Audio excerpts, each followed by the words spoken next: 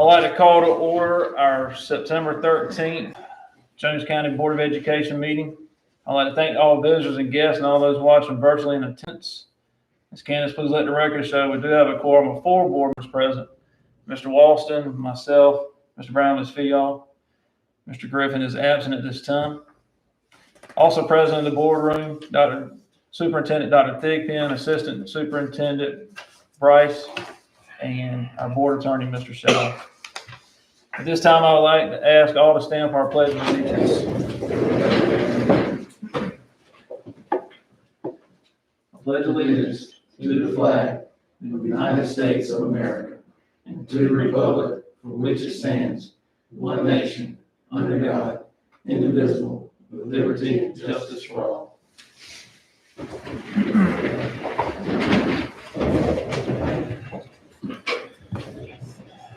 This time I'll ask for the approval of our regular session Jones County Board of Education meeting minutes on Monday, August the 2nd. Make a motion to approve. Second. Mr. Walston made a motion to approve. Mr. Brown second. All in favor say aye. Aye. All opposed say nay. Motion carries. At this time, I'll ask if there's any adjustments to the agenda. And Dr. Thigpen has already made an adjustment on item, which one was this? We We need to add one for the field trip for the FFA request. Mhm. We'll put that on. That's action. Action item E. Is that an action item to approve it? Mhm. Okay. Action item, that'll be F, wouldn't it? F, wouldn't it? Yeah. F. We For, need to be going, we need to do it before closed session, right? yeah, it'll be before closed session. Okay. Yeah, he's saying put the field trip under action item F. Field trip for the FFA. And we need to delete the special recognitions for Bob and Carol Maddox, item F, under call to meeting to order. They were unable to attend, right? Yes, sir. Okay. Any other adjustments to the agenda? I have a motion to accept the agenda. I make a motion to approve the agenda with the noted changes. I'll second. Mr. Brown made a motion to accept with the amendments. Ms. Fial second. All in favor say aye. Aye. All opposed say no. Motion carries.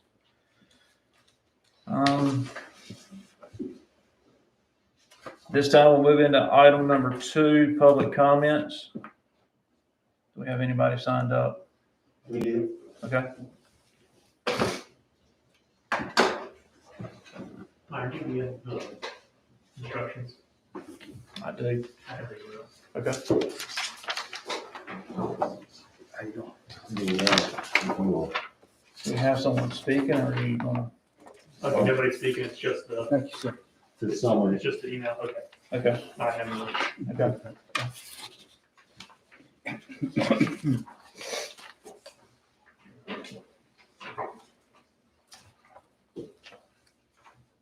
At this time, I'd like to provide a public comment summary. Mrs. Heather Sutton, or Miss Heather Sutton, submitted an email at 12:07 a.m. to HR this morning. Ms. Sutton revised and resubmitted at 1:10 p.m. this afternoon. The email and the concerns are specific to Jones Senior High School administration.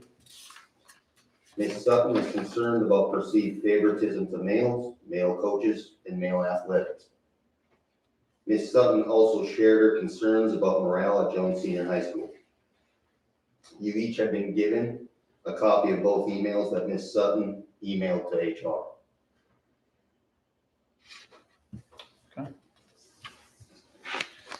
We'll review accordingly. No further public comments. Okay. We will move into item number 3 of discussion items, the first 10 days of school.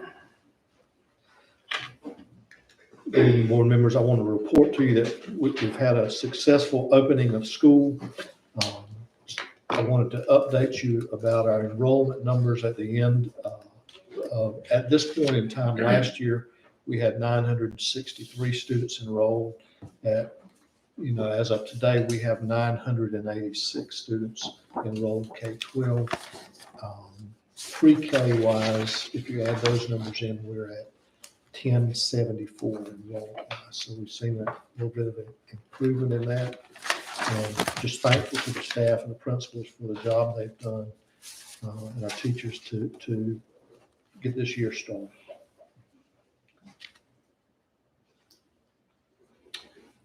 Keep right on going to facilities report if there's no other comment. Just a second, is that growth pretty much seen across the board, or is that in one place, Ben? I mean, how are we seeing that? Not that, if you don't have that information, that's all right, I was just wondering. I think we've seen growth at Maysville more so than anywhere else. Susan, anything? Yes, Maysville has had a lot of growth in theirs. Okay, The high school has had some as well. okay, These are the two big ones. all right, thank you.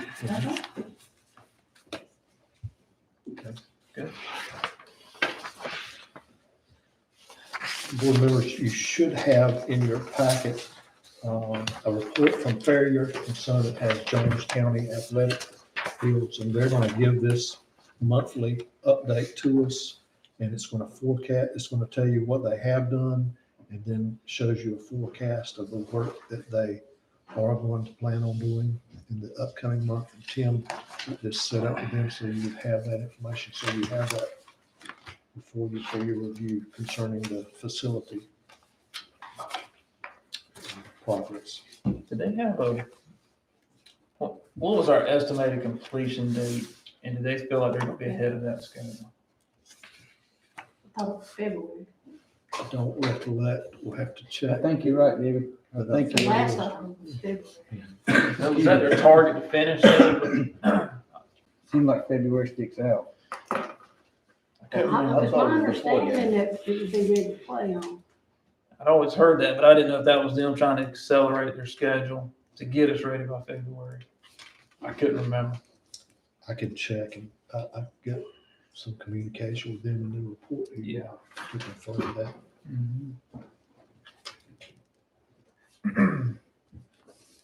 But overall, Tim's been pleased with the progress. Yes, yes, sir. Okay. Mhm.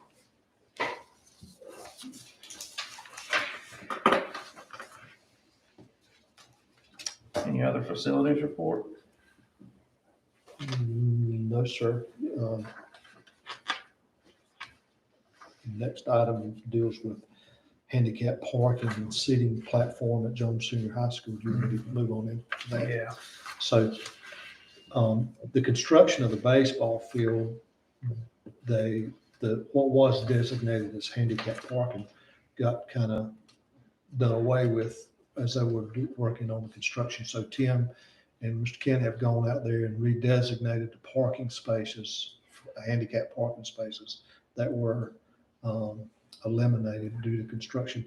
He's also talked with Timmy Pike. We're trying to get a platform for set up in the stadium for wheelchair access, so they can come right down by the tennis courts, go in the path and get on the platform and have a platform for handicaps. And so that's something that we're in the process of working on to secure that.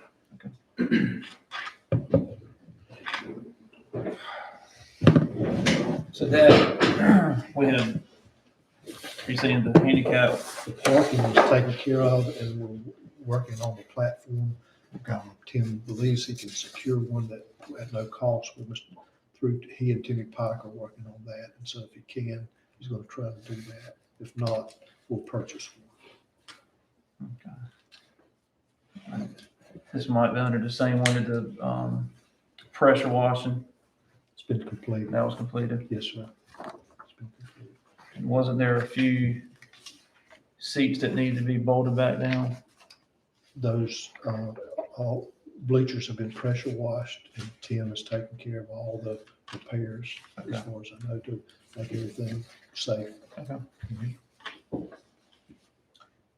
Any further discussion on the football stadium? Okay. First reading of the Jones County Public Schools field trip policy.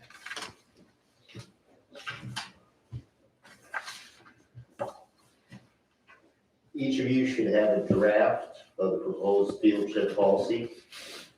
You're asking for the first reading and seeking their either approval or denial for the October 4th meeting. Our current policy is actually referred to as a school trip policy. It was adopted in December of 2014. This one is extremely thorough, a little more meticulous, leaving less room for liability.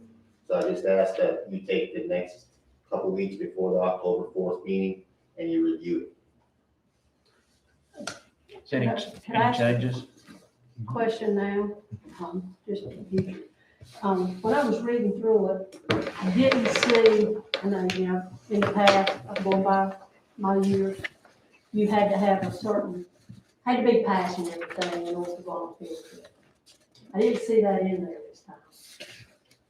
That is something that could be modified or added if you chose. Well, I'm just bringing that up as a point. And the other thing was, on the field trips, especially overnight, if the person is not employed by our school system, I saw where, other adults could chaperone. Are we gonna do a background check and drug testing on anyone that are with our kids overnight? Yes, I'm just asking they because have to be. I didn't see that, and that was a concern for me. That was part of our volunteer policy, probably. In the past, drug it testing. overlapped with our volunteer policy and our current, trip policy, but that may need to be defined and added in this policy going forward. Okay, that was just a couple things I picked up from, working in the past. Is this the same one from last year? Or have we not had a trip? We actually have not had a trip policy adopted since 2014. Gotcha. It's actually policy 3320. It's on the website. It's very broad. Gotcha. It's just, Okay. So we'll review this for approval next month. Okay.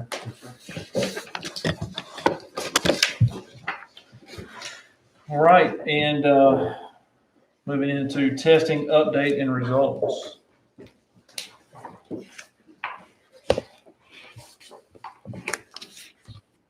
Good evening. My name is Susan, and I am the accountability coordinator here. I don't believe I've had the privilege of speaking in front of y'all because we had no accountability last year with testing. So I'm here to present to you the data from 2021. And in the PowerPoint, there's a link to the brief of North Carolina. And I just want to put the disclaimer out there that it's been made very known from the state that we are to make sure that we are using this not as comparisons, but as transparency to our community, to our parents, and to be using this not for metrics necessarily, but for how to improve student performance as we move forward. We all know that we've had quite a few years where we've not had a normal school year, and so the state recognizes this as well. And specifically last year, the state allowed longer testing windows and modified ways of bringing in students to test them, so they felt like, we'll give you this data to use locally, but just be aware that you can't really compare it to the last time we had data with the state, which is the 2018-19.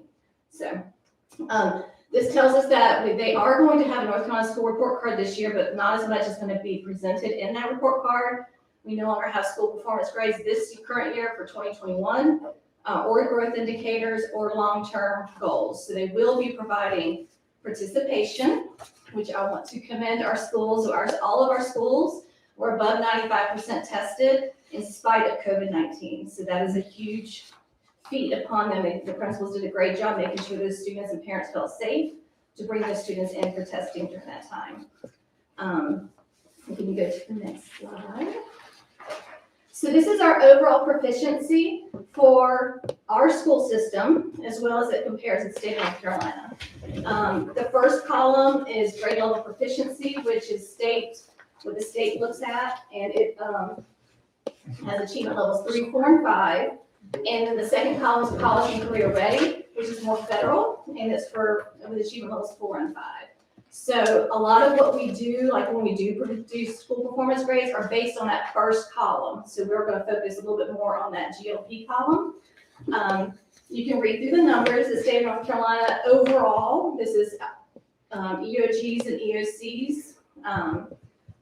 They rated at a 45.4%. Our district was at 38.8, and then each school is listed below that.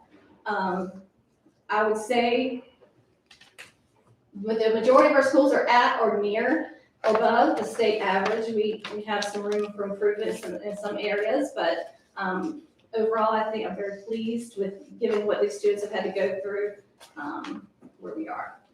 That's overall. Okay, next slide. This is reading, the reading proficiency for grades 3 through 8, including English 2. Again, I give you the state average at the top row, the district, and then each school below that. Obviously, for the high school, it is the same as the LEA average. Math is the same thing, state average across the top, district right below that, and each school listed below. This one breaks out a little bit differently because our 8th grade students, some of those can take the Math 1 assessment, and so that's included in that grade 8 composite for math. Science, this is only administered in grades 5 and 8 in biology, so it's a little bit different there as well. As you know, most of our elementary schools only have 1 per grade level, for 5th grade, and then biology, of course, at the high school.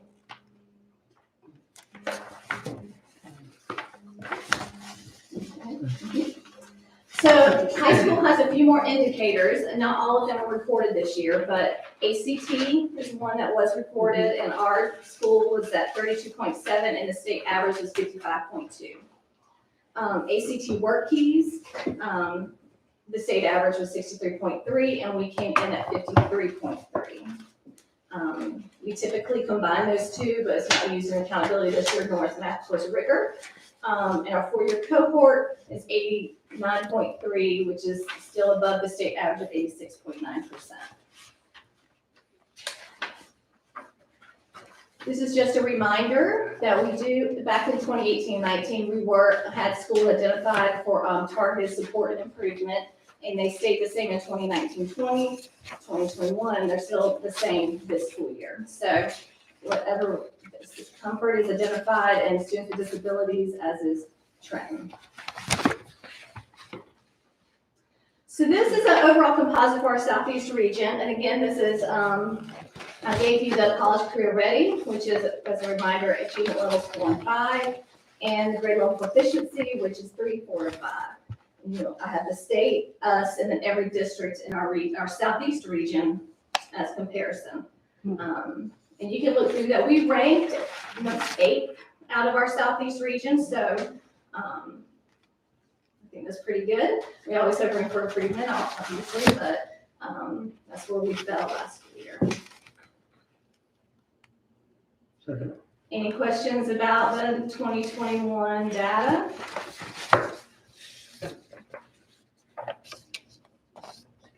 Okay, thank you. All right. Thank you.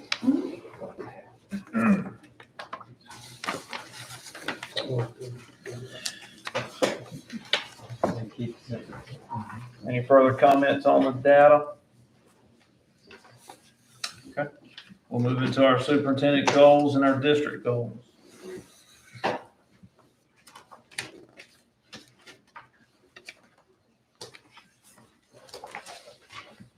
I've given you a handout of the main objectives and things that we're working on for this year. We've met with our instructional coaches. We've discussed our test scores. We'll sit down with our principals and also move further into how we're going to address, things that we think we need to improve on test score wise. We spent a great deal of time already in staff development with 4 roles of leadership, Leader in Me training with all of our schools, and 7 habits training with all of our teachers. And so that's laid some good groundwork. What that's going to lead up to is September 28th, we start working with Leslie Eason, and she'll help us in moving forward with the strategic plan. We went back and found a strategic plan for, I believe, from 2.5 or 3 years ago, and we're going to build on what was there to move forward. So there is, a strategic plan from a couple of years ago, which is good news that we're not starting from the beginning. And so those are the trainings. We had all those taken care of this summer, and by the time school started. The 4 roles of leadership kind of gives us, all of our building and district administrators, a common operating system for leadership, what the fundamentals are and how we're going to operate. I mentioned the strategic planning is for, one of the great things about what we did last year, and Bryce led that, was establish the HMH curriculum, which gave us a digital curriculum as well as a paper curriculum. And so that groundwork was laid last year, and we get to move forward with that this year. And so that was a great move for us. And remember, he had done that prior to COVID. And so when COVID hit, we already had a digital curriculum in place. So we're going to continue to move forward with that. The other thing that we're going to work on is professional learning communities and building them in each of our schools. That'll be a continuous thing with our principals. And it usually takes about 2 years to get them operating as they should be. So we'll continue to work on those things and grow those. The big thing we're doing with our kids is the Leader in Me curriculum, that teaches them the 7 habits, helps build character and persistence, and it kind of equips them with tools to tackle some problems in life outside of academics and deal with people and relationship wise. And so those are some of the things that the Leader in Me curriculum helps with, but it also helps with academic and proficiency as well. And so we feel like everything is congruent and tied together with what we're doing. We also, Bryce had a meeting with RTI, and they're going to come in, and the things that we've already are working on, they're going to help us move those things forward. They're not going to do anything additional.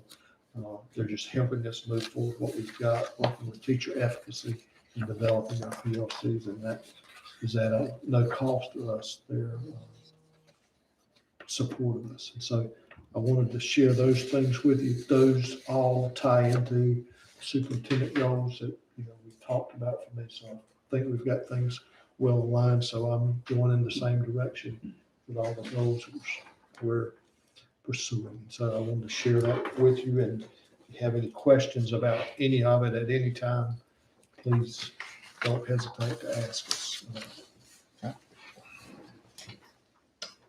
Thank you. We'll now move into item 4, our action items, grads give. We were approached with an opportunity to create Grads Give. Will go to Jones Senior's webpage and create it. There will be a tab that allows alumni to donate to Jones Senior High School. What Jones Senior High School would do was identify 3 or 4 things or projects they want. And so if alumni wanted to go and donate to that, there would be a tab that they would click on, and it would look much like this. And so if alumni wanted to donate $10 or $50 or whatever, that would be a way. It's of no cost to us whatsoever. The tab would be there, and alumni could, go and make donations to support band, athletics, whatever projects they decide. There is, however, a processing fee of 3% that the vendor gets. And so if you donated $100, it would be $103, where $3 would go to the vendor for setting up the web page and keeping track of all the accounting. And so we wanted to present that to you. We'll get the feedback from you. The 3% is on the donor and not on the recipient? Yes. Huh. Yes. So, Well, you get 100 out of your 103%. Yeah. so You got it? You got that math? And once you donate, can you drill it down to yeah, education or athletics? yeah. What happens is they can go in there and they can decide on what, they want these things to be. It could be, speech and drama, athletics, band, anything that they would designate 3 to 4 projects. And so if I was an alumni, I could go and donate to whichever one I wanted to. I could specify where it's going. That's cool. So That's good. we present that to you and want you to give us an idea if you would be in support of us doing something. Sounds like we wouldn't have anything to lose by it. No, With the response that we got from, our alumni during the floods, that aren't here now, out of county, especially up in Raleigh Durham area. I mean, there were people that did a whole lot back down here after the flood.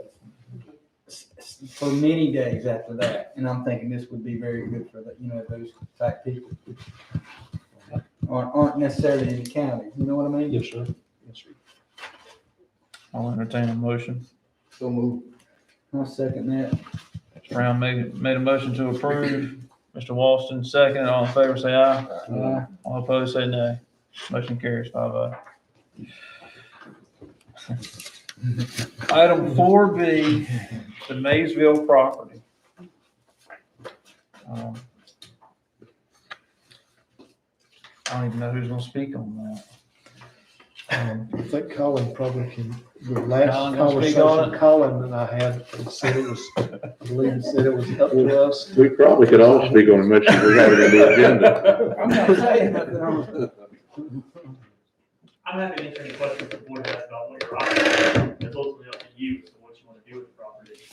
I mean, I've recommended that we have somebody reach out to the property owner that's there to see if he would be interested in purchasing that little strip of land that he's currently encroaching on. And if he is, then we can solve that problem by specifically doing an upset bid process for that one little strip of land with the hope being nobody else would bid on it besides him. And then that would resolve that issue. And then we have to decide what we want to do with the rest of the property. Do we want to sell it to the town of Maysville? Is the town of Maysville interested in buying it? If we do that, it needs to be for fair market value. One way we can determine that is to get it appraised. Or we could go through one of the other mechanisms of selling it, including the upset bid process. It's up to the board. So we're gonna have to have that strip of land surveyed out. Who's gonna pay for that and all that? And you're gonna have a separate title and deed to it, correct? Yeah, I think you could agree. Now, hold on.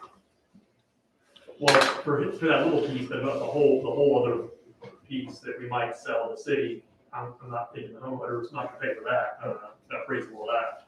Yeah, we don't, You don't want any of it? not that. But the piece that the homeowner's on, Yeah, so if we wouldn't have to do the appraisal process if we were doing the upset bid process. We'd only have to do the appraisal if we're trying to come up with a fair price to sell it to another municipality. and we ain't got to sell that whole piece. We can sell as whatever part we want to.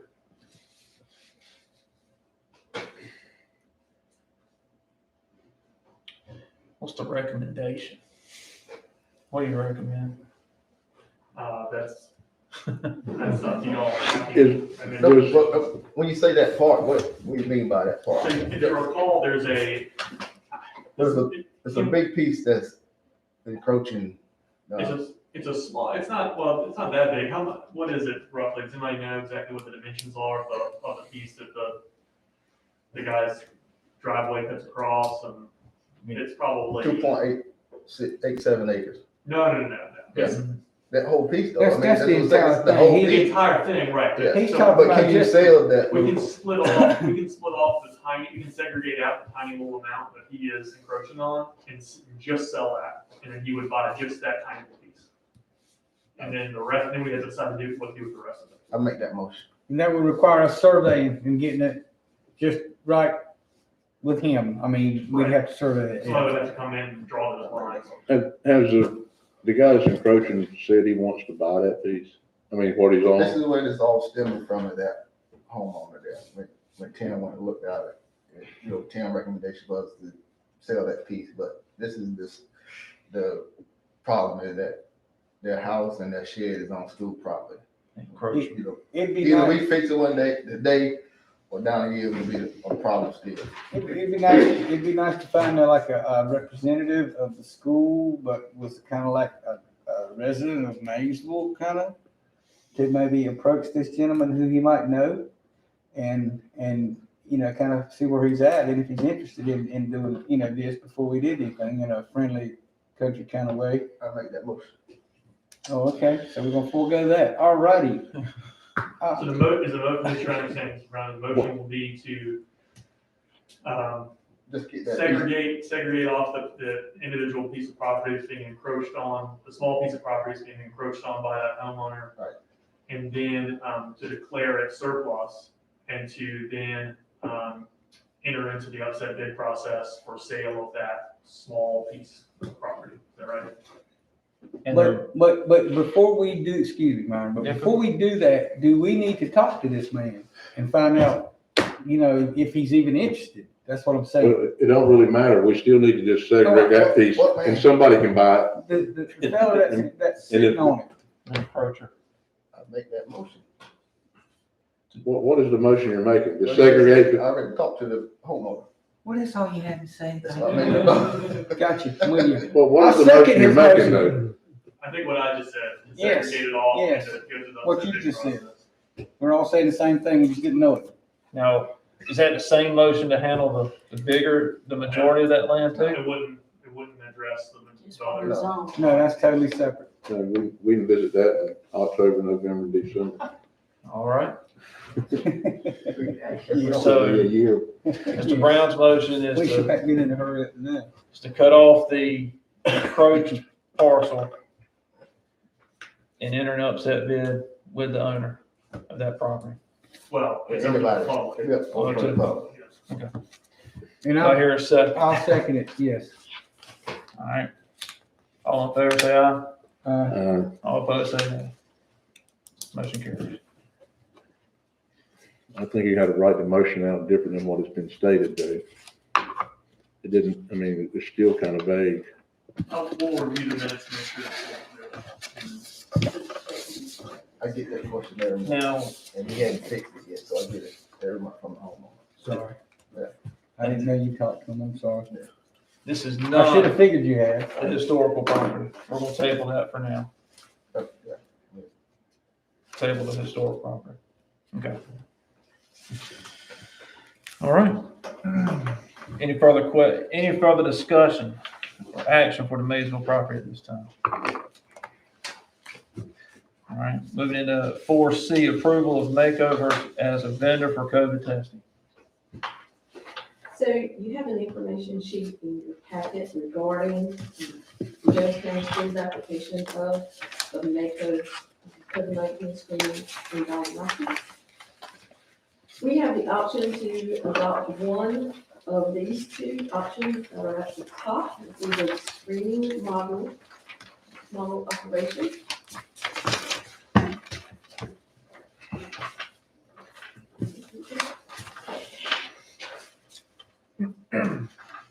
In this allows mass screenings at interval times.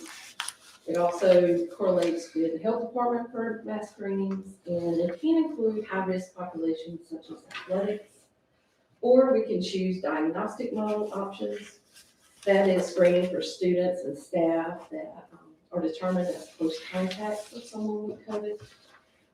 Also for screenings for symptomatic, asymptomatic students. And then also that allows for screenings with high-risk populations, particularly around athletics after positive COVID-19 diagnosis. I went through our spreadsheets from the first 3 weeks of school. One of the issues we found that we were running into is that a lot of parents either did not have transportation or could not afford some of the testing that they had. And my numbers came to, there were 50 students that were symptomatic, but could not get the testing, so therefore they had to stay out 10 days. And then there were 176 close contacts. We could have reduced their days out of school from 10 to 7. And so at this time, what I'm asking for is that we approve the diagnostic model options which allows for symptomatic, asymptomatic, those in close contact, and then screenings for high-risk groups such as athletics, so that students can return to school and play in a much more timely manner. Is this what other districts are basically doing too, is the diagnostic side? They are, there's a few that have opted for the mass screenings, which means you take 10% every week or every 2 weeks randomly and just test. But they can miss everybody that's symptomatic again, too. Online. It's a randomized, approach. Well, I'll make the motion, we adopt the diagnostic. Hold on, where would this take place at? I mean, are you gonna go to the schools? Mako Medical themselves go to the schools. They will and go the to the schools. diagnosis. How often? So we have received grant funding Right, to also supplement our schools with staffing.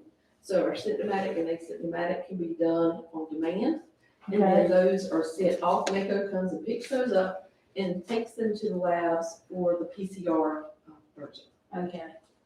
So it wouldn't have anything to do when our medical provider was at health department. Correct. There we go. 'Cause that's where I was getting to, because prior to it, it was my understanding that they couldn't do anything if the health department, well, he's not there every day, or she, whatever it is. So I didn't want a kid to have to wait Yes. that much longer. Yes, this will be automatic. We have current staff who can do antigen, Okay. and then they'll send all PCR. And how quick do these screening results? There you go. 2 to 3 days with the PCR. The rapid test is within 15 minutes. But if we get the negative back in 2 to 3 days, can we go ahead and get those kids back in school? They have to be, for close contacts, they have to be, after the 5th day, they can come back on the 7th day. Can we change that policy if it's 5 to 10 for That's the health toolbox? department. We need to redo that, revisit that, I think. If they're negative, they should be able to come back to school. That's something that we're, as a CDC, that's what the health department, they say it can be, they recommend 14 days. We opt for the least amount, which is 7. I thought it was 5 to 10 last time we talked in here. No, it's 7 and 10, 10 days if they don't get tested, 7 if they do. All right. I just must have understood that. Well, tell me why we need a mask if we're gonna do the testing, and they're still gonna have to sit out 7 to 10 days. So the recommendation and their justifications, we have, the majority of our positive cases are coming from outside the community. However, when they come in, if they're in athletics, if at mass breaks and lunch breaks, if they have some sort of close contact, or if students come to school and they start to show symptoms, we have a lot of students who have gotten alternative diagnosis for RSV, and that's rampant in Eastern North Carolina. If they're symptomatic and they present at school, we can test them, and that counts for alternative, like an alternative, we can say it's negative, then they don't have to stay out for those symptomatic. They can, if they're negative, then they're able to stay. Well, nobody can still explain to me, and I've talked to Dr. Thigpen about this, and I've talked to several doctors in Newman about the mask thing. Nobody can, we still gotta put them out if they're within close contact, correct? Not always. Since we've gone mask mandate now we had to get through a small period of where we weren't mask mandated. Then it started at the middle of the week for the Jones Senior, then the next for elementary. We've been able to not quarantine 16 classes of students at Jones Senior High School and 8 different grade levels at the other 4 elementary schools. That's keeping the doors open right there. But we also have had cases, I think, that maybe the adult had both vaccines and wore masks from day one, and they're COVID positive. We have, Yeah. in some situations where we noticed that's where the entire family of children, or others have been COVID positive. And, as Ann said, Those are extreme breakthrough cases, and she said it's usually from extended exposures, such as if they always live in the same house. I'm ready to make that motion again for whenever we're ready, so we can keep moving on. I'll second it. Motion by Mr. Griffin to accept, second by Mr. Walton. All in favor, say aye. All opposed, say nay. Good work, Danielle. Well, we'll keep the mass discussion going for item 4D. Well, If there's any other, you know, I think we're required every month to have a discussion and make a vote to continue with the mask. And so it's time for us to do that. We've seen, it seems to be improving since we've gone to wearing masks and the number of kids that we've had to quarantine. So I would ask that you would consider continuing as we are. I'll make the motion to continue after what Danielle said Yeah, about with the the class, information keeping we- the classes. I Yeah, think that tells me a little bit more than what I've been able to explain to you. But I want to see us when we walk in those schools, that everybody's got their mask on like they're supposed to be, regardless of, if we're gonna have it, let's have it. If we're not, then let's do something different. So that's my motion. the older staffers are contacting some of us, Dr. DPN, and they're really concerned about it. And we may have turned the corner on that. It's been a week or more since I've heard anything, so that may be a lot better. But when we first implemented the mask policy, they were very concerned, some of the older staffers. Okay. You know, they're very. that's an enforcement issue, right? Yes, Right, yeah. yes, All right. thank you. Mr.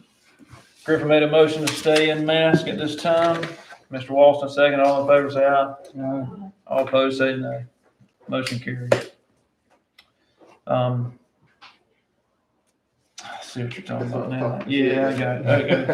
Okay. DA, this Item time. E, we will bring up our field trip discussion with the FFA. I apologize.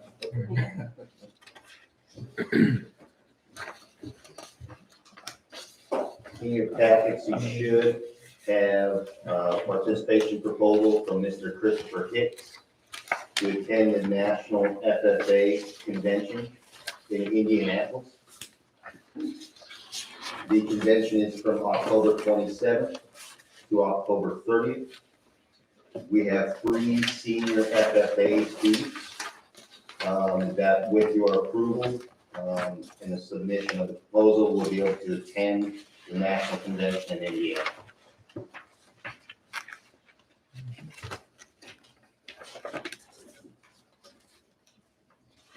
So what have we got to do? Just, Because it's an out-of-state field trip, you will need the board's approval. I will let you know, Ender, Sampson, Carteret, and Wayne have just approved during the last week for their FFA programs to attend the convention. they did what? They've approved. Yeah. I'll make a motion Yeah, that Mr. we Hicks approve is it. in there for Friday. I'll second. Griffin made a motion to approve the trip, the FFA trip. Ms. Fee, all second. All in favor, say aye. All opposed, say no. Motion carries. This time, I'll entertain a motion to go into executive closed session for personnel reasons pursuant to North Carolina General Statute 143-31811, A1, 3, and 6. So move. I'll second that. Motion by Mr. Griffin, second by Mr. Walton. All in favor, say aye. All opposed, say nay. Motion carries 5-0. We're in our closed session at this time. Y'all have a good afternoon. Thank you. Thank you, everybody. Good evening now.